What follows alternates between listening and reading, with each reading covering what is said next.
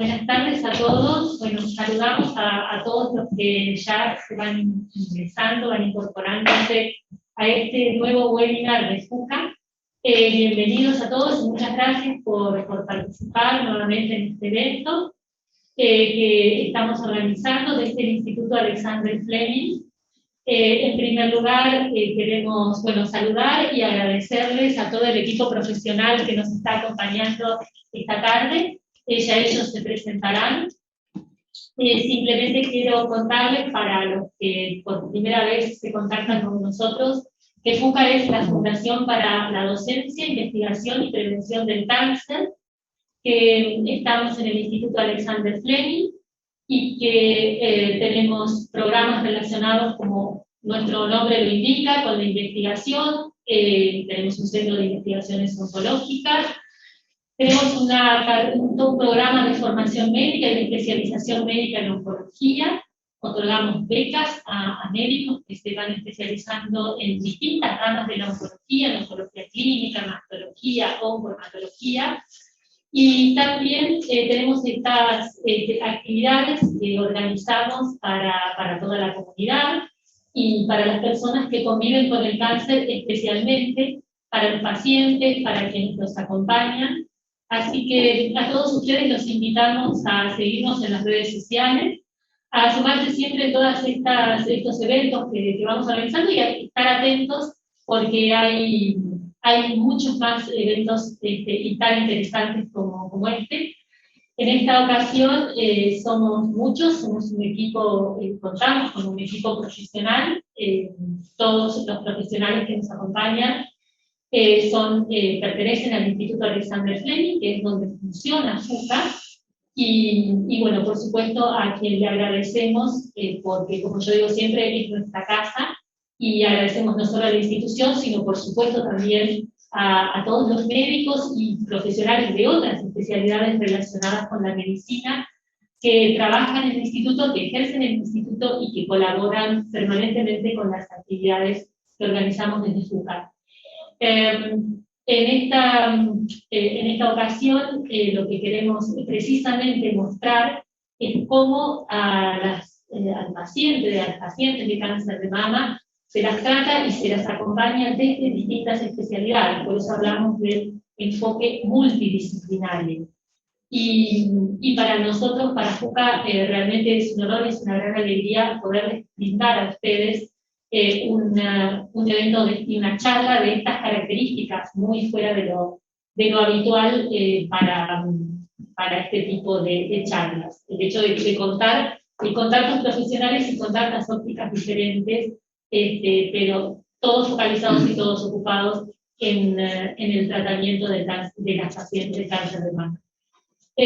Bueno, no nos demoro más. Nuevamente, bienvenidos a todos. Agradecemos un tema muy importante también. Debemos agradecer no solo al Instituto Alexander Fleming, sino también a empresas que acompañan permanentemente a FUCA y en especial en estas actividades, como son los laboratorios Vasco, el laboratorio Pfizer y el laboratorio Gadon, a quienes muy especialmente les expresamos nuestra gratitud por hacer posible no solo este evento, sino muchos otros programas de FUCA. FUCA se sostiene gracias a las donaciones y al aporte de muchas empresas y también de muchos particulares, personas que a través de su colaboración económica o también de su trabajo voluntario ayudan a que podamos cumplir con todos estos eventos y actividades. Bueno, ahora sí, en serio, no nos demoro más. Los dejo en manos de la moderadora, la doctora Verónica Fabiano, que será como ella es mastóloga, y será como la moderadora de este evento. Así que, doctora Fabiano, muchas gracias. Bueno, luego, muchas gracias a todos. Y queremos también que todos ellos se presenten. Quizás empezás, doctora Fabiano, y después el doctor Loza. Bueno, buenas tardes a todos. Gracias por estar del otro lado. Mi nombre es Verónica Fabiano, soy ginecóloga y mastóloga, trabajo en el instituto. Y en el día de hoy, entonces, como bien decía Gabriela, la idea es que charlemos. Ustedes pueden enviarnos sus preguntas a través del chat o de la solapa que dice preguntas. en relación a el seguimiento o todo lo que atraviesa la mujer luego del diagnóstico de cáncer de mama. Nos vamos a presentar primero y luego vamos a arrancar con algunas preguntas. Sí, buenas tardes, yo soy el doctor Martín Loza, soy también ginecólogo y mastólogo del Instituto Alexander Fleming. Buenas tardes, mi nombre es Joaquín Pifaure, yo también soy cirujano plástico, formo parte del equipo, trabajo hace 11 años en el instituto y mi especialidad es cirugía mamaria, estética y reconstructiva. Hola, buenas tardes, mi nombre es Jorge Nadal, yo soy oncólogo clínico, trabajo en el Instituto Fleming desde sus comienzos, fui uno de los primeros becarios de FUCA, así que deducirán que soy el más viejo de los que está acá. Pero bueno, es un placer estar compartiendo con todos ustedes esta noche. Bueno, hola, ¿qué tal? Yo soy la doctora Lucina Bruno, yo también fui becaria de FUCA, residente y gracias a eso becaria de FUCA.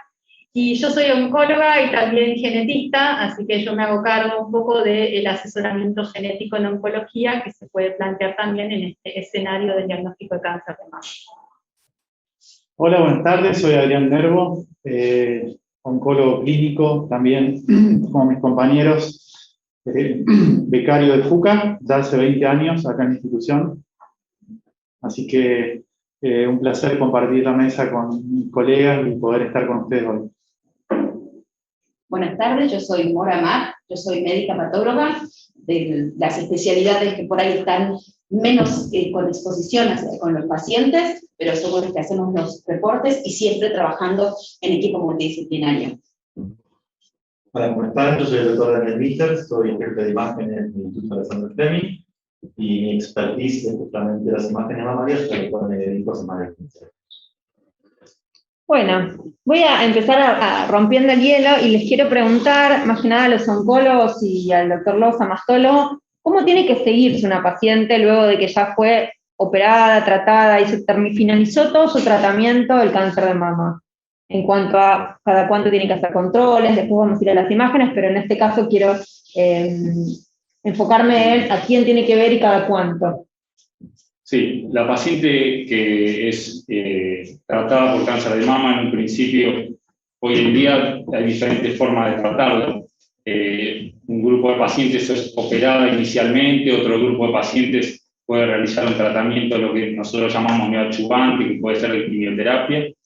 Después que cumple ese tratamiento, tanto de quimioterapia, cirugía, radioterapia, y posteriormente en el grupo de pacientes que hace hormonoterapia a largo plazo, el seguimiento de ella va a ser un control clínico con examen físico e imagenológico entre el oncólogo y el mastólogo, que en un principio será cada 3 meses o cada 6 meses posteriormente, y a medida que va pasando los años y el tiempo, se va prolongando esa distancia entre control y control hasta llegar a un control anual más allá de los 5 años aproximadamente.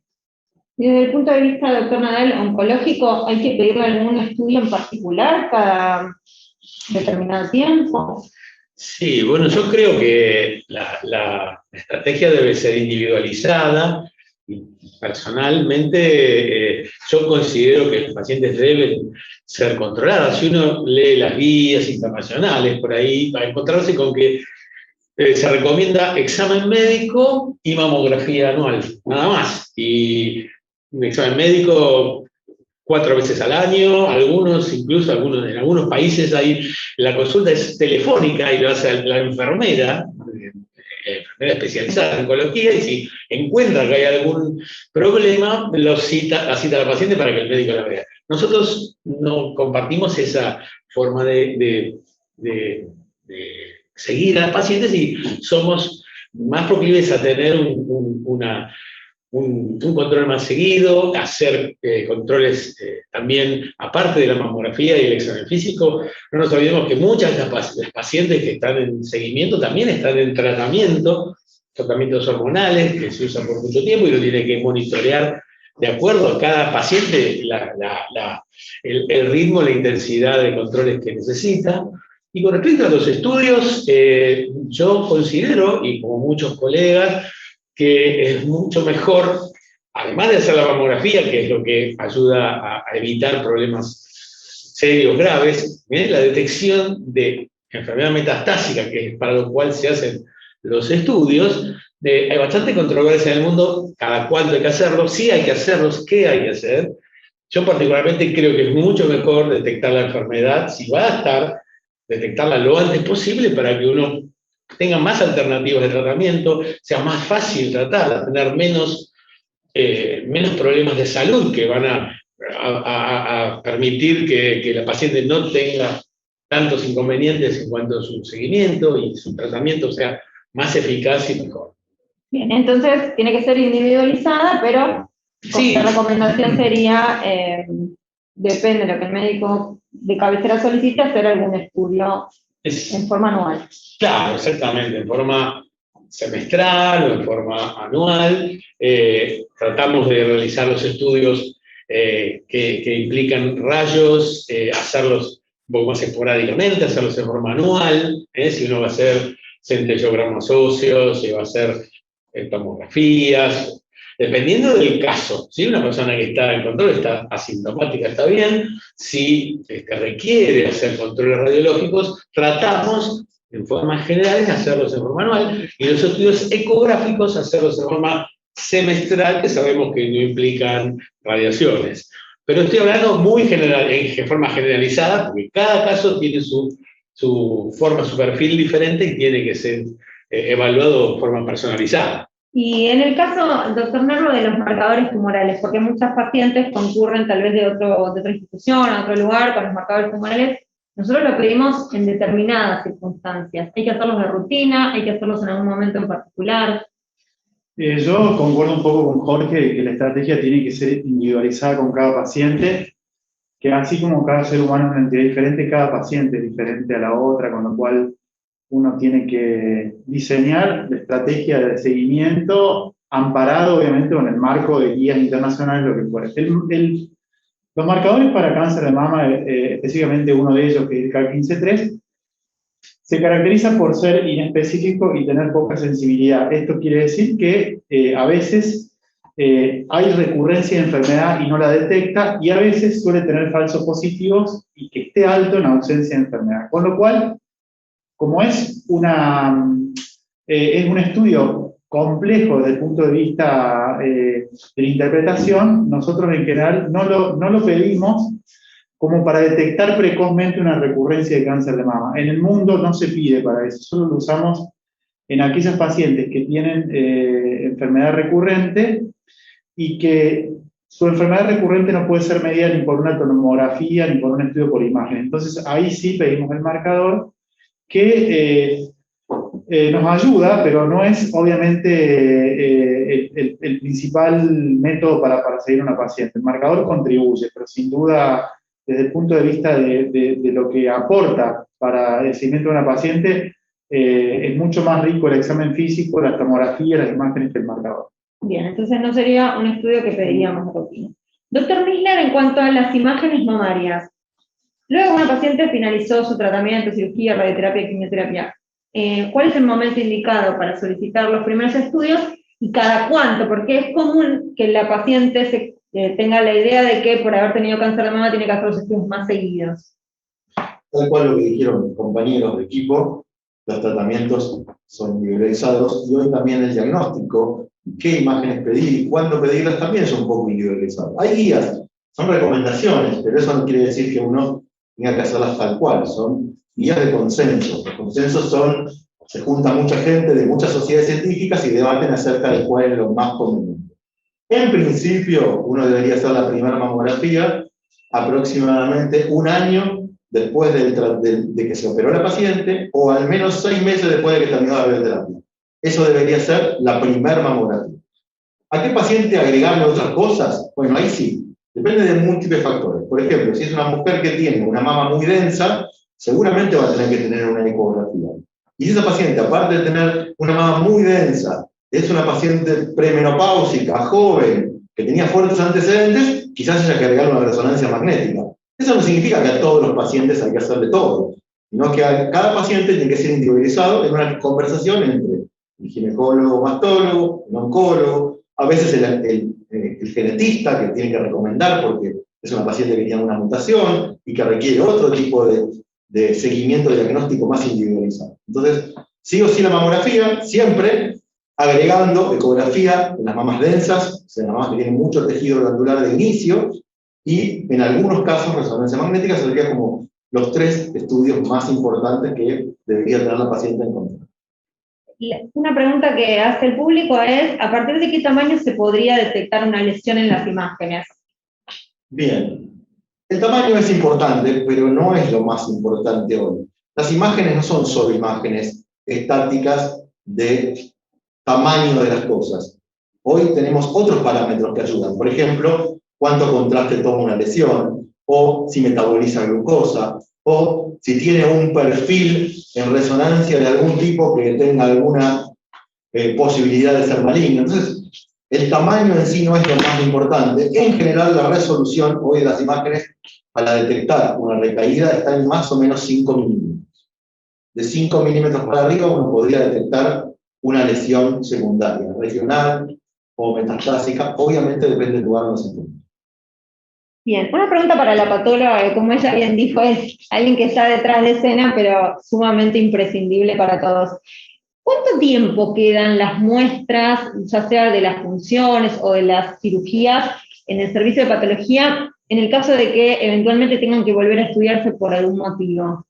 A ver, cada vez es más importante conocer esto porque sabemos que a medida que pasa el tiempo podemos encontrar nuevos marcadores o nuevas determinaciones que hagan que el tratamiento cambie. Ahora, desde lo legal, 10 años es el tiempo que el taco debe quedar en los lugares de patología. Nosotros acá en Fleming tenemos desde el comienzo de Fleming hasta ahora todos los tacos, ¿sí? Ahora, también es importante conocer que las distintas determinaciones piden una antigüedad determinada. Hay algunos que no importa la cantidad de tiempo que lleven guardados, pueden pasar 15, 20 años y ese taco va a ser útil para esa determinación, y hay otros que piden hasta 5 años de guardado. Eso es importante conocer frente a cada momento.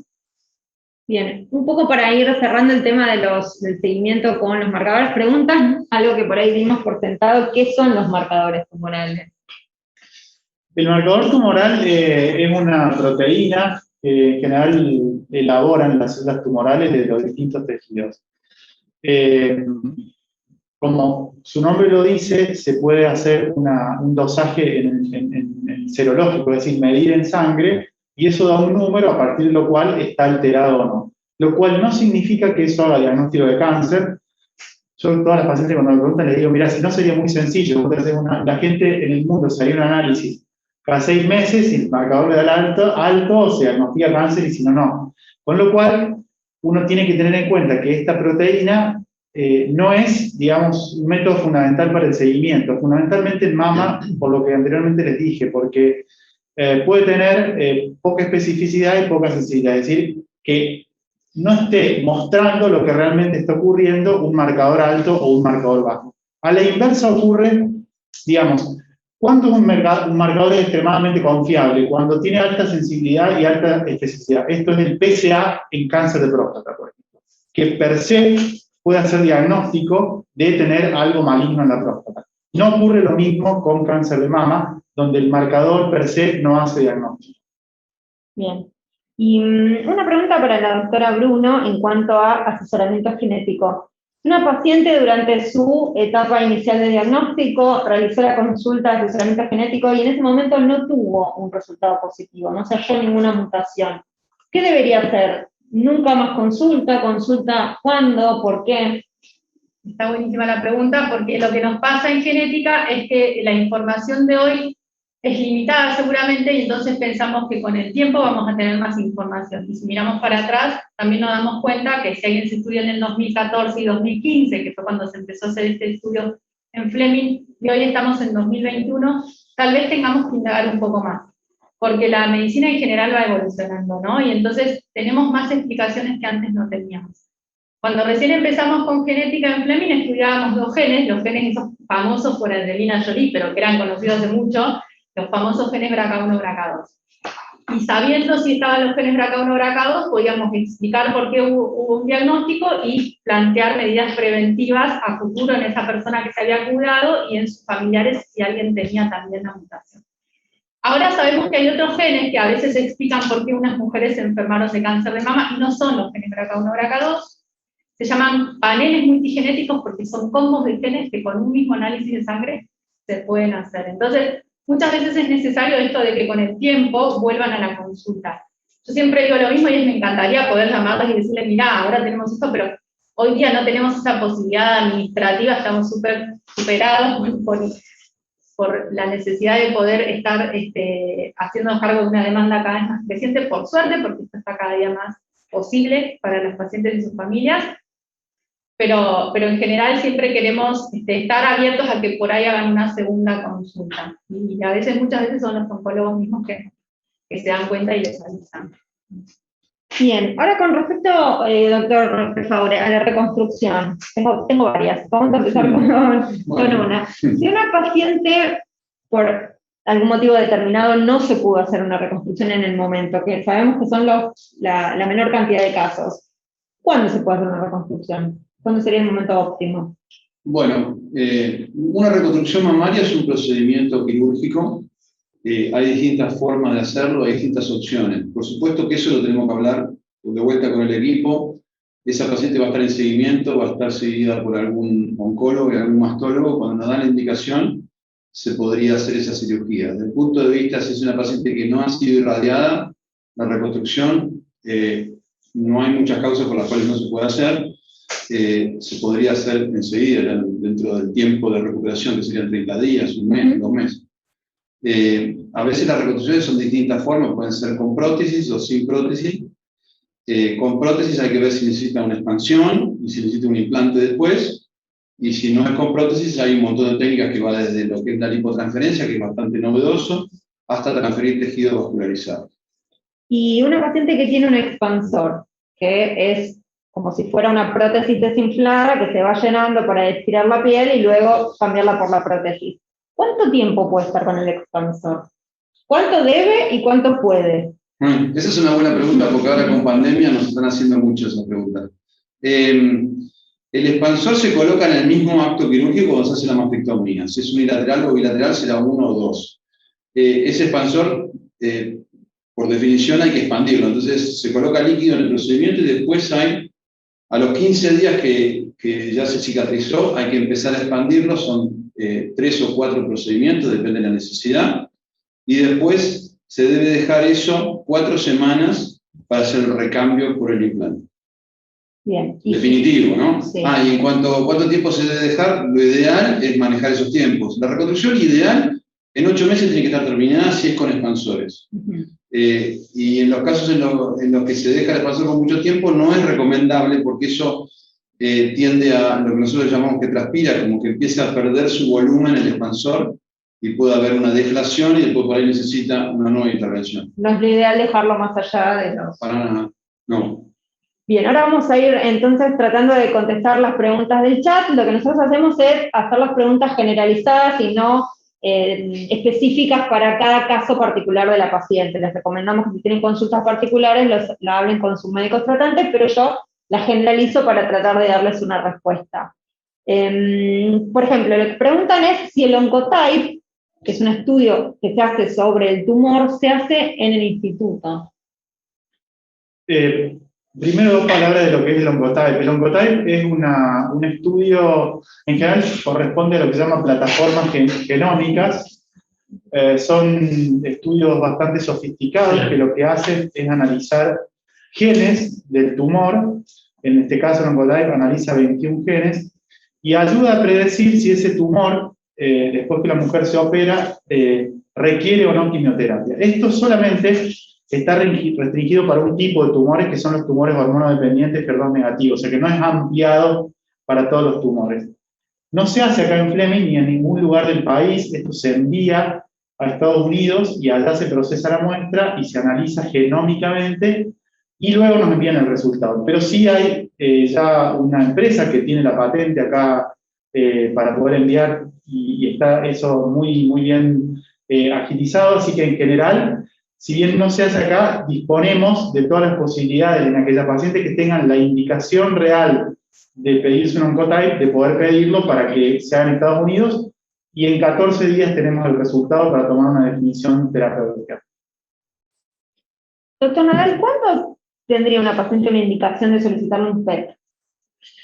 Bueno, el PET es un estudio que tiene una mayor sensibilidad que la tomografía conmutada, que la resonancia, merced a que tiene la actividad metabólica que tiene el tumor, es captado por el contraste que tiene el PET, la glucosa fluorada, y permite ver por ahí lesiones que están escondidas o en alguna parte donde uno no la puede llegar a biopsiar, y entonces necesita tener documentación si tiene o no tiene enfermedad. Esa sería una indicación de un PET para tratar de detectar, sospecha que tiene una enfermedad, esa enfermedad no es biopsiable, no se puede acceder con una aguja para documentar dónde está, y bueno, el PET puede ayudar, si esa captación es muy marcada, a orientarnos en que tiene una recaída.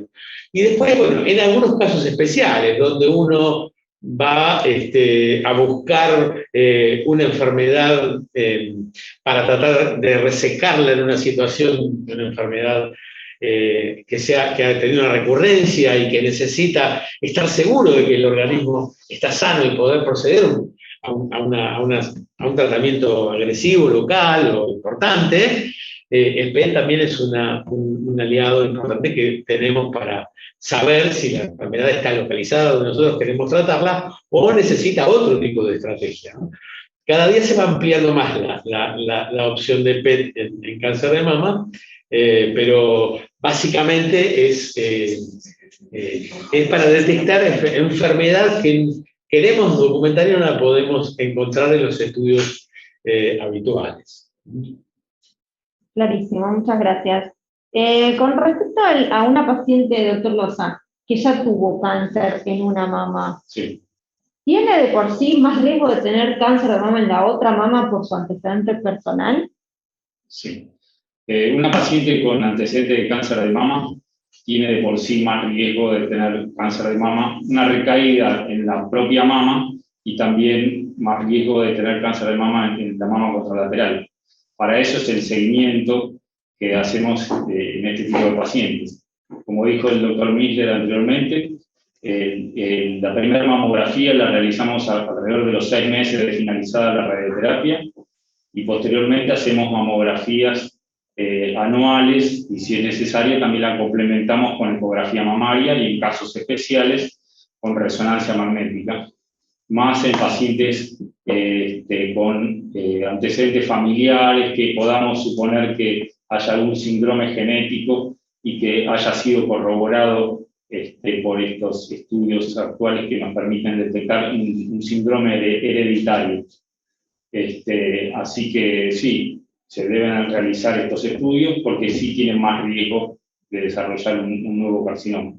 Bien. Yo puedo hacer una aclaración ahí, Claro. porque es justamente una de las cosas que charlamos en las consultas genéticas.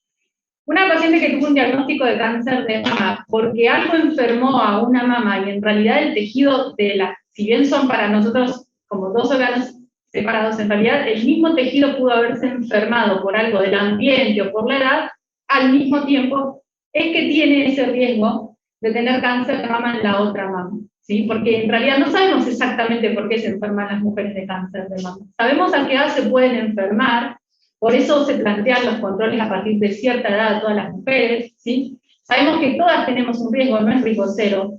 Alguien que no tiene antecedentes tiene un riesgo mínimo, 10%, 12%, una de cada 8 mujeres, y por eso hacemos los controles.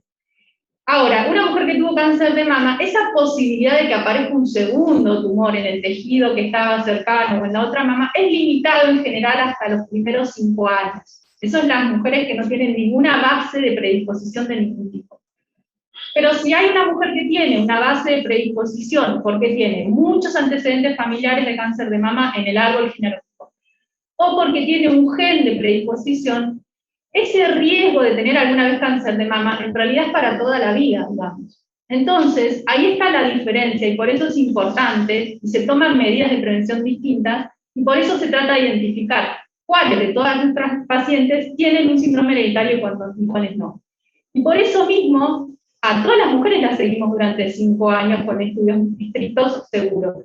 Después, se siguen igual con los controles de mamografía y ecografía, pero lo que necesitan las pacientes con un síndrome hereditario es un seguimiento más intenso, por eso se agregan las resonancias, y muy estricto a lo largo de toda la vida. Y ese riesgo, en las mujeres con síndrome hereditario, como puede acumularse durante toda la vida y no durante 5 años, es que llega a ser mayor.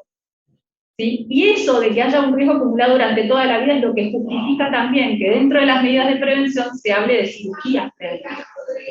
Por eso la mujer que no tiene antecedentes familiares, no tiene un síndrome hereditario, durante 5 años no tuvo un diagnóstico del otro lado, no tiene mucho sentido hablar de una cirugía de prevención, ¿no? Eso es un poco una de las explicaciones, cirugía de la doble mastectomía, ¿no?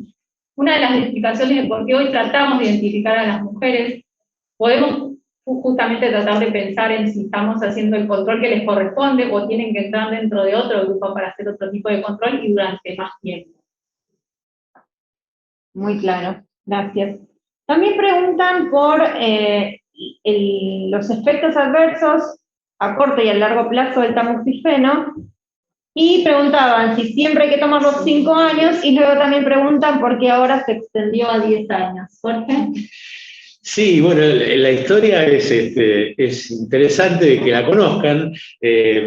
Cuando se empezó a usar tamoxifeno se usaba por 1 año, demostró algún beneficio, después se probó 2 años, demostró más beneficios, después se probó 5 años contra 2 años y se demostró que también tenía más beneficio. Cuando se probó 10 contra 5, no hubo ese beneficio en los primeros estudios, no se demostraba que seguir con el tamoxifeno más allá de 5 fuera útil. Pero ¿qué pasó?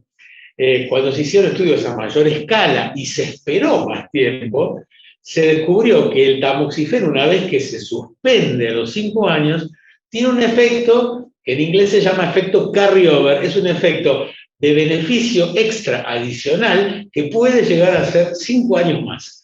Por lo tanto, una persona que tomó 5 años de tamoxifeno va a estar teóricamente protegida por 10 años.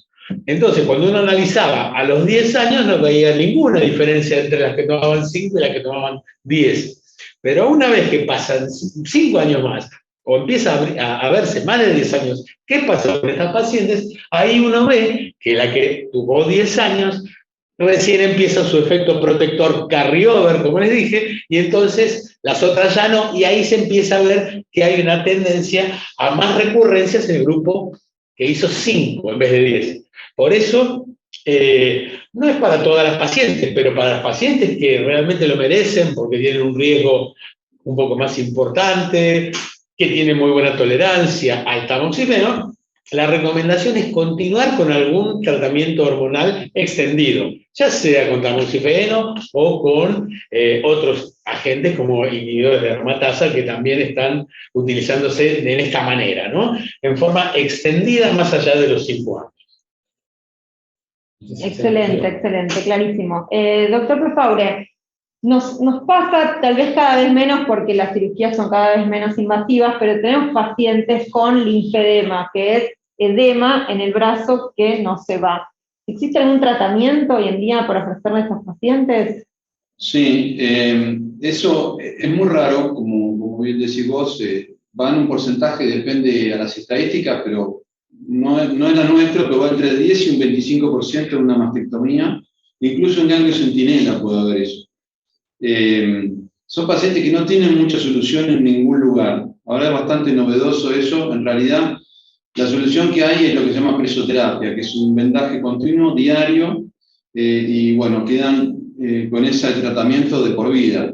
Lo que sí hay bastante nuevo son algún tipo de intervenciones que se pueden hacer, que son cirugías muy pequeñas, lo que se llama mini invasiva, y a través de conexiones, porque lo que hay es una retención de linfa. Entonces, eso hace que se agrande el miembro, en este caso el brazo. Puede haber también el miembro inferior. Entonces, lo que hay que hacer es la linfa, que es como un líquido que no es la sangre. La sangre va por las venas y por la arteria, y la linfa va por canalículos linfáticos. Entonces, hay que drenar esa linfa al sistema sanguíneo. Son es una cirugía mini-invasiva que hay que pensarla bien. En algunos pacientes, no todos son candidatos para eso, pero es muy buena en los pacientes que, sobre todo, en estadios iniciales. Cuando es un estadio inicial, es un edema agudo que se manifiesta dentro de los primeros 2 años. Ya después pasa a ser un edema crónico, es más complejo. Entonces, a través de esas, se hace una conexión entre esos vasos y se logra drenar el miembro, y es muy bueno, anda muy bien cuando está bien indicado.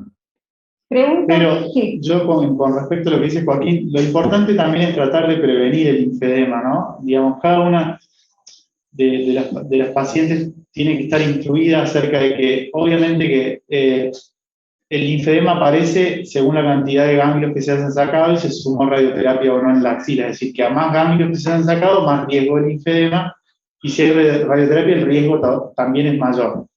Pero que las pacientes tienen que, digamos, cuidar mucho ese brazo, el brazo operado, de no traumatizarlo, de no cortarse, de no hacer grandes esfuerzos desmedidos, porque, como Joaquín decía, ese brazo se defiende mal de las infecciones, porque la circulación linfática está alterada, y cada infección que puede ocurrir en el brazo lleva y conlleva linfedema, y el agrandamiento del brazo por el linfedema luego cuesta hacerlo involucionar. Es decir, que hay que tratar de prevenir la aparición del linfedema con medidas, digamos, de cuidado, fundamentalmente. Y si aparece, consultar rápidamente. Claro. Y pregunta también si se puede hacer drenaje linfático, si tiene algún beneficio en el caso del linfedema. Eso es lo que hablamos, lo que se llama presoterapia. Incluso en algunos países del primer mundo, como Alemania, hay hospitales enteros que hacen eso. Pero son medidas paliativas. Paliativas se llama que es algo que no lo va a terminar curando, sino que es para pasar el día a día. Es distinto de lo que estamos hablando, que no estamos en contra de ese tipo de medidas, pero sí en hacer algunas conexiones que se llaman fisiológicas para lograr mejor drenaje del miembro. En este caso el brazo en los cánceres de mama. Bueno, muchas gracias por las preguntas que están llegando, vamos a ir contestándolas de a poco. Una pregunta para el doctor Misler. En el caso de o alguna sospecha de una paciente que tuvo cáncer de mama y ahora tiene una imagen en algún otro órgano, hígado, huesos, ¿es posible hacer una punción? Es diferente. Seguramente muchas pacientes pasaron por una punción de mama, pero ¿en qué difieren este tipo de funciones? Y después, Mora, te quiero preguntar, ¿cuál es tu función de estar ahí en ese momento junto al doctor Misler? Bueno, esto pasa, lamentablemente, en el transcurso del tratamiento y seguimiento de las pacientes, que a veces en los controles imagenológicos aparece alguna imagen. Que no significa que aparezca una imagen que siempre sea mala. Por lo tanto, es necesario obtener una muestra del tejido para ver si es de la mama, de otra cosa, o un hallazgo benigno, o algo que no tiene absolutamente nada que ver con la patología que estamos tratando de ver. Para eso tenemos que poner una agujita en el lugar que puede ser guiada o por ecografía, puede ser por tomografía computada, o por mamografía, depende del lugar. Y que no se todo con anestesia, no hay que dormir a la paciente, la anestesia es local, se ingresa con una agujita muy finita, a veces con una pequeña incisión de 1 o 2 milímetros, y con eso obtenemos una muestra guiado por la imagen para poder obtener un pedacito de tejido que después se analiza. En general, nosotros siempre contamos con el patólogo que está presente en el momento y que toma de esa muestra, la extiende y nos dice que el material va a alcanzar porque hay células viables para poder estudiar el material.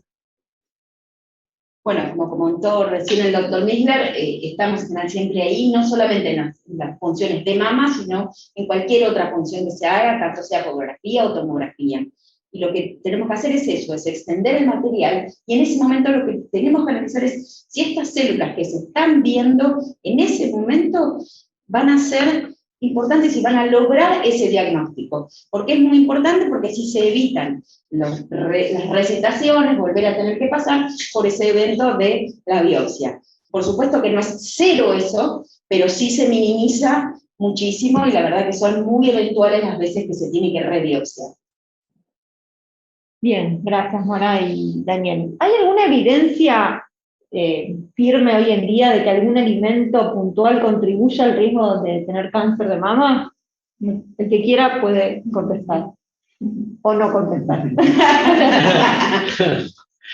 No, bueno, yo me atrevo a dar mi opinión. El mensaje importante parecería ser que el impacto de la alimentación y los alimentos que pueden ser más carcinogénicos, impacta fundamentalmente en la infancia y adolescencia, porque los estudios epidemiológicos dicen que las corrientes migratorias nos están explicando esto.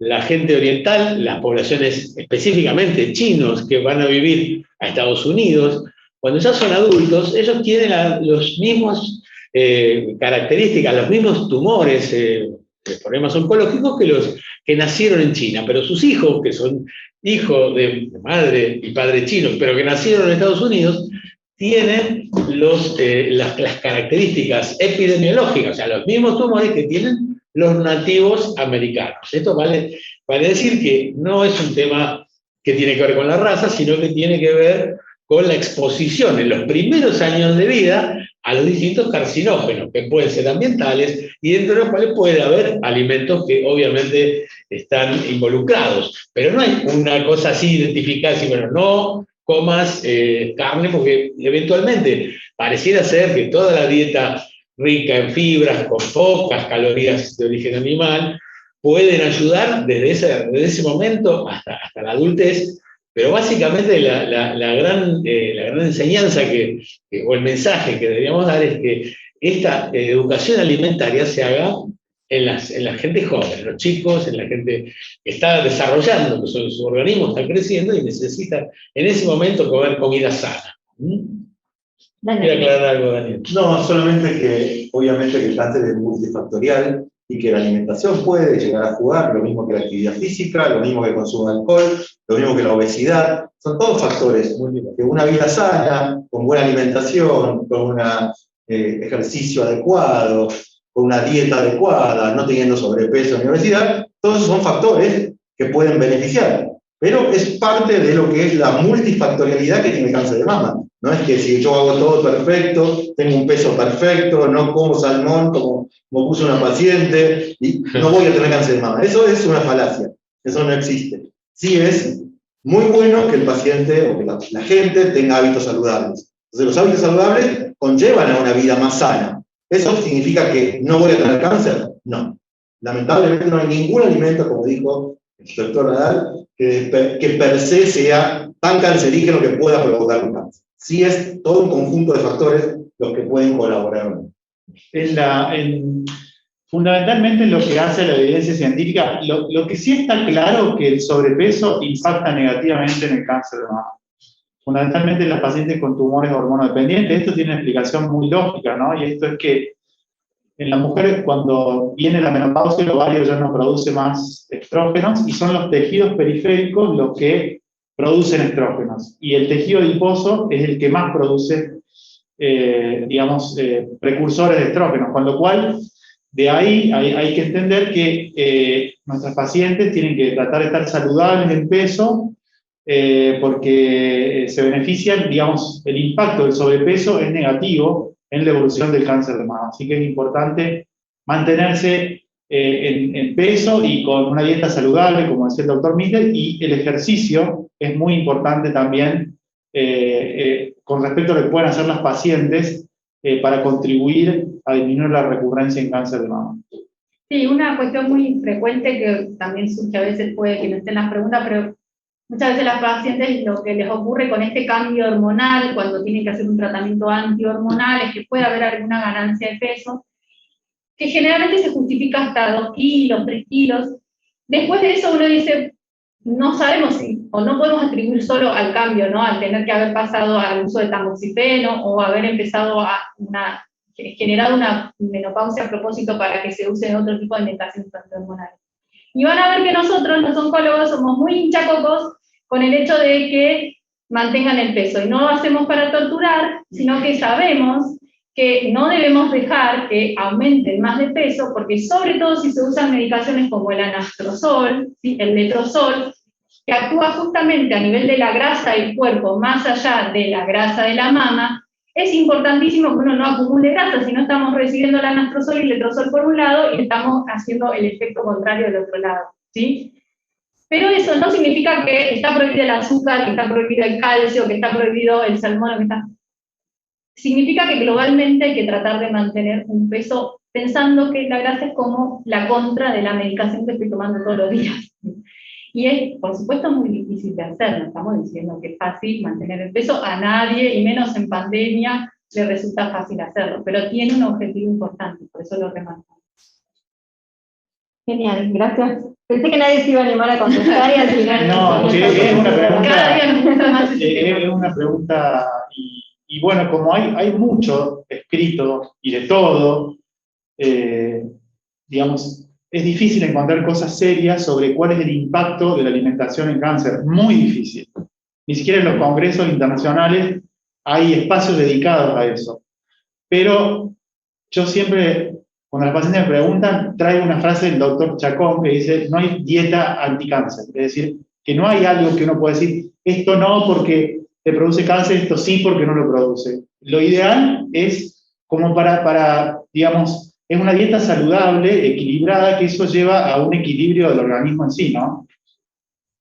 Sí, que a veces el nivel de evidencia que uno pide, porque también dicen, bueno, pero tal estudio dice que se asocia. Acá yo siempre les cuento que dentro de lo que es estudiar medicina, uno aprende a leer algunas cosas, y que por supuesto la gente que no estudió medicina por ahí no entendió de esa forma lo que le está diciendo un artículo en el diario que dice que se asocia a tal cosa. Asociar no es causa, ¿sí? Asociar es que yo miré un grupo de gente, miré otro grupo de gente y encontré algún factor común. Pero a veces las asociaciones son como medias teniendo que ver con otras cosas. Yo siempre digo lo mismo, y es que si uno lee un día el diario y dice, entonces, el día que llueve la gente usa paraguas, suena bastante lógico, pero yo digo, me llevo el paraguas y va a llover, y no lo voy a generar. Con la dieta que es del azúcar, se asocia a cáncer de mama, bueno, tal vez las mujeres de fondo tenían obesidad, tenían otras cosas, y cuando lo midieron lo encontraron como factor común. Entonces, ojo, que asociar no es causa, y entonces si yo le elimino no me enfermo, no, es mentira, eso es una falacia, no es lo que significa la mentira científica, digamos. Entonces, asociar no es causa, sí es una alerta, y por ahí yo puedo tener que tener en cuenta eso y tratar de evitarlo, pero no es que me voy a enfermar sí o sí como o dejo de comer alguna cosa. Bueno, gracias a todos. Hay una pregunta en el chat y una pregunta que es común en el consultorio, nos pasa, ¿no, Martín, de ginecología, con respecto al miedo que tienen las pacientes que toman tamoxifeno de tener cáncer de endometrio. ¿Es realmente tan frecuente el cáncer de endometrio asociado al tamoxifeno? Bueno, mira, con respecto al tamoxifeno, todos conocemos el claro beneficio que provoca en cuanto a la reducción del riesgo de recaída del cáncer de mama.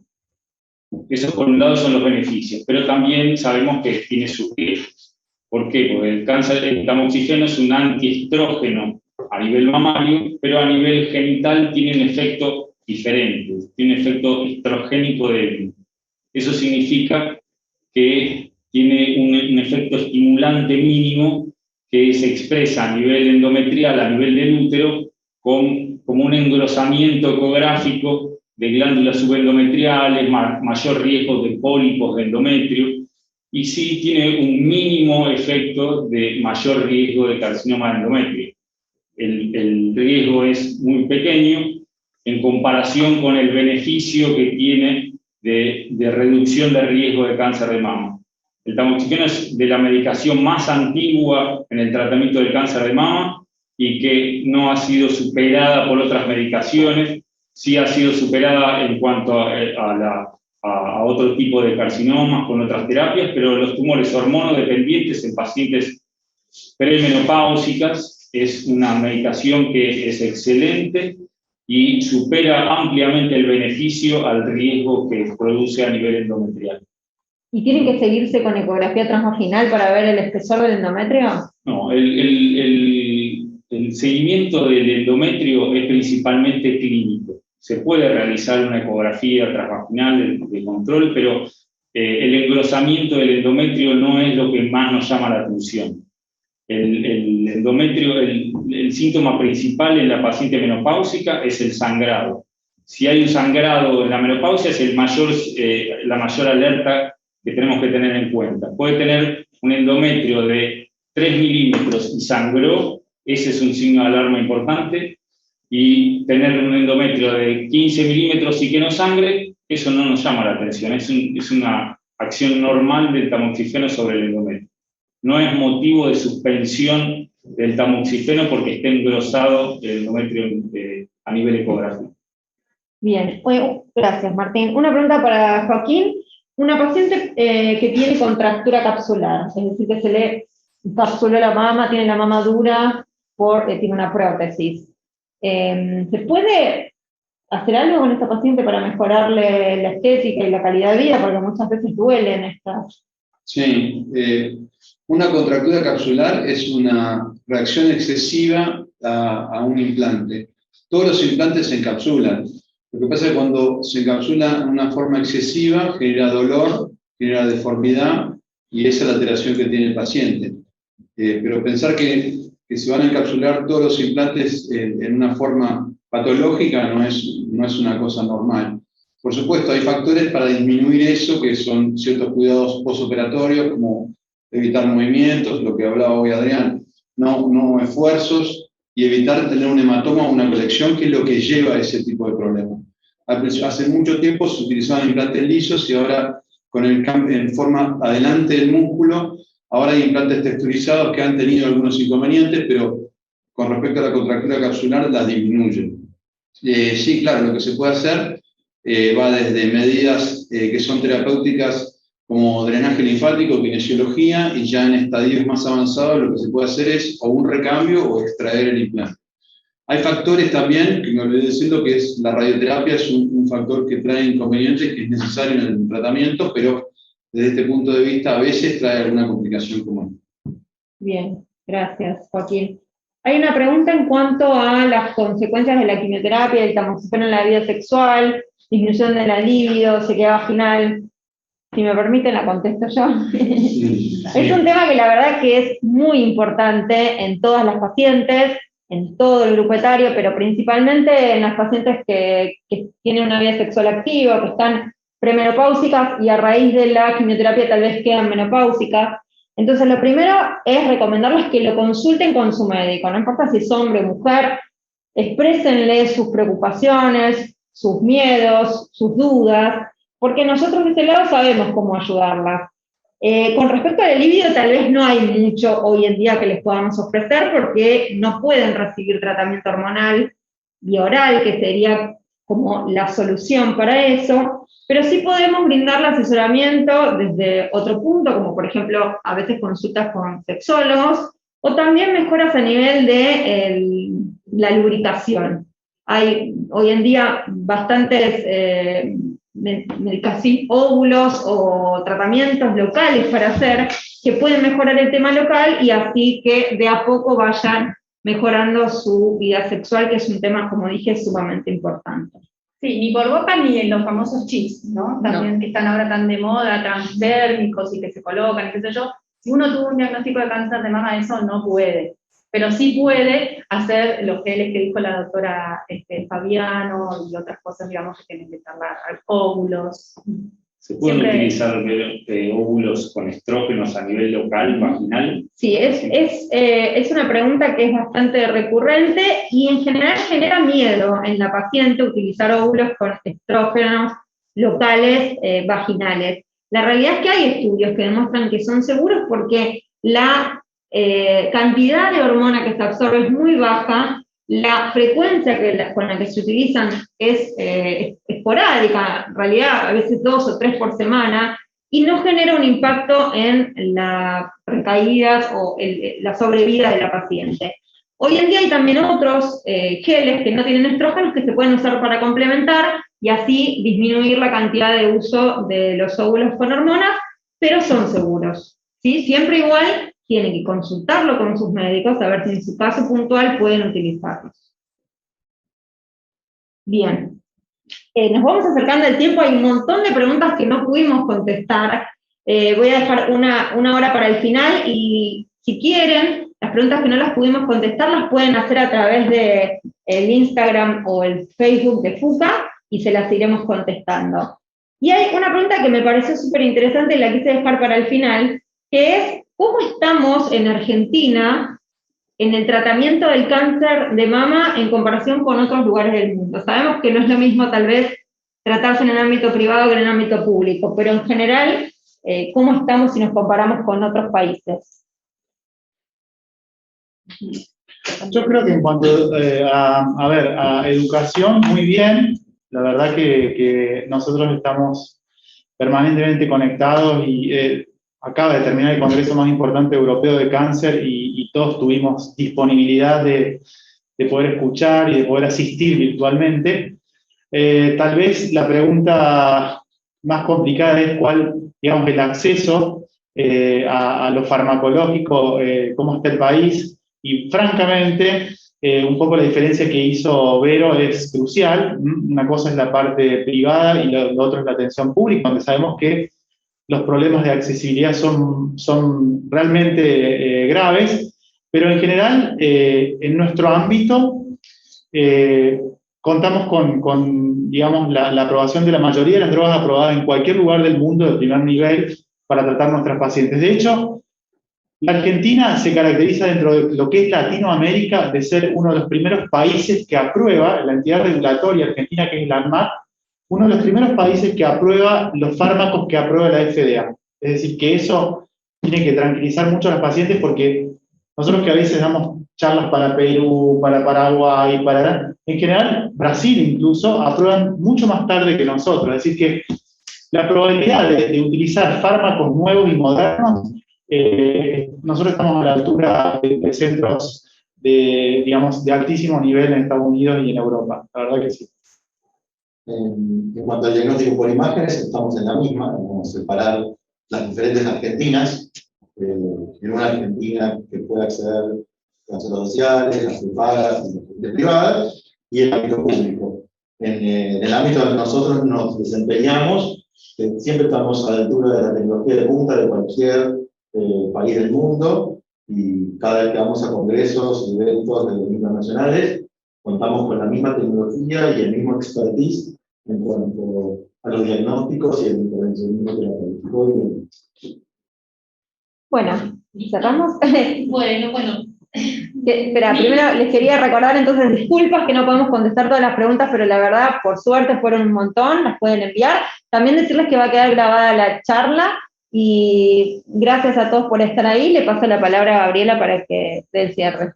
Sí, exactamente. Esta charla mañana prácticamente ya va a estar subida al sitio web de FUCA.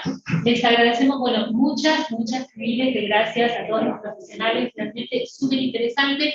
Yo me guardé también una pregunta que me parece importante. Alguien preguntó si después de los 5 años se sigue siendo paciente oncológico. No sé si alguno de los doctores me quiere contestar o no. No sé, es una... para mí es un juego de palabras, ¿no? Sí, muchas veces me han hecho esta pregunta y me dicen... Realmente, yo creo que la persona el paciente oncológico es una persona que, en referido a cáncer de mama particularmente, que ha hecho un tratamiento, que se ha operado, que se ha sacado el problema de encima, que no está enferma. Entonces, no debería ser considerada paciente oncológica una paciente que hace 5 años que terminó su tratamiento. Sí tiene que tener su seguimiento, su control, obviamente, existe un riesgo de recurrencia, pero es una persona que está libre de enfermedad, es una persona que no debería ser considerada paciente oncológica como puede ser la que está en este momento haciendo un tratamiento, ya sea por su cirugía o porque la enfermedad tuvo una recurrencia y necesita tratamiento. Esa sería la que yo consideraría la paciente de riesgo, la paciente oncológica per se. Pero el resto de la gente no. Para mí no deberían ser tomados como pacientes oncológicos. Sí, lo que sí es verdad es que nosotros no nos gusta mucho lo que se hace mucho por ahí en otros países norteamericanos, es después de 5 años ya está, no ve al oncólogo y ve al clínico. Nosotros creemos que es importante igual hacer un seguimiento a largo plazo, porque seguramente ya está curada a los 5 años, pero nosotros sabemos revisarla, ver si hay alguna cosa que la conocimos durante tanto tiempo que nos damos cuenta de algo que cambió, con mucho más sensibilidad que un médico clínico que tal vez no conocía de antes. Y hay reportes infrecuentes de algunas recaídas después de los 5 años, entonces no dejamos de controlar. Seguramente bajamos la intensidad y el tipo de estudios, pero creo que todos festejamos los 5 años con los pacientes, de decir, bueno, lo más probable es que ya está, este era el tiempo más importante. Yo siempre le digo que se tiene que considerar curadas desde el principio, porque todo el esfuerzo está puesto en ese momento, ¿sí? Y está bueno la actitud de pensar que ya están curadas y que después son los controles. Que los controles más intensos son después de los 5 años, hasta los 5 años, y que después de los 5 años vamos a tener una charla más amena, algún estudio cada tanto, pero igual vamos a tener una relación de largo plazo. Seguramente. Bueno, esto me hizo reflexionar y me da pie también sobre un tema que muchas veces hablamos en FUCA, o sea, ser paciente oncológico no debe ser un estigma. Hoy en día el cáncer es una enfermedad que cada vez más se cura. Estamos hablando, en toda esta charla estuvimos hablando de curación. La curación también, de cierta manera, es un camino. O sea, no es estás curada ya, es el camino de la curación, y quizás ese camino pasa por toda la vida, y un paciente oncológico no debe sentirse como peor o como más estigmatizado que un paciente diabético, cardíaco, ¿no? O sea, son todas condiciones que hacen que quizás las personas que las cursan, que las tienen que controlarse más seguido, tienen que cuidarse un poco más que los demás, pero en definitiva todos debemos cuidarnos. Hablamos hoy también mucho de la prevención, que es en lo que trabajamos mucho en FUCA, en esto de los buenos hábitos, y bueno, nuevamente cerramos. Gracias a todos, gracias a las empresas que nos han acompañado, y síganos en redes sociales, y trataremos de ir respondiendo también a preguntas que hayan quedado no suficientemente aclaradas, o nuevas preguntas que puedan surgir, trataremos de hacerlas a través de las redes sociales. Nuevamente gracias a todos los doctores, excelente, es un placer y un honor para mí, para FUCA como organización, poder hacer estos eventos y poder contar con todos ustedes. Aplausos.